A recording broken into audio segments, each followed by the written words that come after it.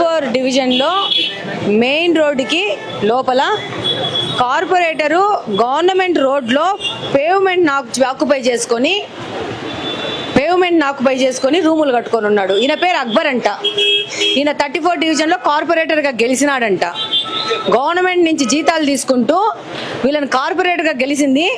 Government ఒక రోడ్లని occupy చేసుకొని పేవ్మెంట్ల మీద రూములు కట్టుకున్నారు జబర్దస్తిగా. అలా స్టాఫ్ వర్క్ చేస్తున్నారు. ఇక్కడ మీరే కదా కార్పొరేటర్ మనుషులే కదా ఇద్దరు.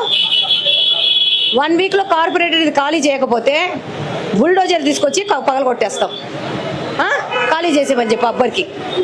లేకపోతే క్రిమినల్ కేసులు బుక్ అవుతాయి ఆయన మీద. డెఫినెట్గా వీళ్ళ మీద క్రిమినల్ కేసు బుక్ చేయాల్సిన అవసరం ఉంది. కార్పొరేటర్ హోదాలో ఇలా వచ్చి సమాజాన్ని మొత్తం తినేస్తున్నారు వీళ్ళు. చిన్నోళ్ళు బీదోళ్ళు ఎక్కడన్నా వాళ్ళకున్న సొంత స్థలాల్లో ఇల్లులు కట్టుకుంటే ఏమాత్రమైన డీవియేషన్స్ పోతే రోడ్డు వచ్చి వాళ్ళ ఇళ్లను కూల్చేస్తారు. ఒక బాధ్యతాయుతమైన పోస్ట్లో ఉండి ఒక కార్పొరేటర్గా గెలిచి కార్పొరేటర్ రోడ్డు మీద షెడ్లు వేసేసుకొని పర్మనెంట్ ఆఫీస్ పెట్టేసుకున్నాడు. ఇది 5 ఏళ్ల నుంచి వైఎస్ఆర్సీపీ గవర్నమెంట్లో గెలిచిన కార్పొరేటర్ పరిస్థితి.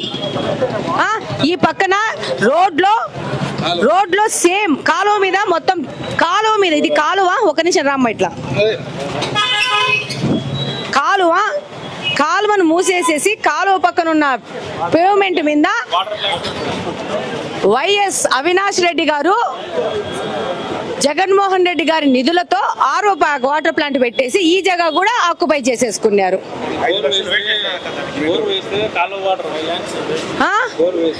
ఇలా ప్రజాధనం దుర్వినియోగం చేయడం ఒక విషయము. అసలు రోడ్లను ఆక్యుపై చేసే హక్కు ఎవరు ఇచ్చినారు వీళ్ళకి? కాలువను రోడ్లో తీసుకొచ్చేసేసి వీళ్ళ రూములు కట్టుకోవడానికి కాలువలు కూడా జరిపేసుకున్నారు. ఇది ఈ యొక్క ఎంపీ గారి యొక్క పరిపాలన. ఈ ఎంపీ గారిని కడప పార్లమెంట్లో గెలిపించుకునేది ప్రజల ఆస్తులు దోచుకోవడానికి.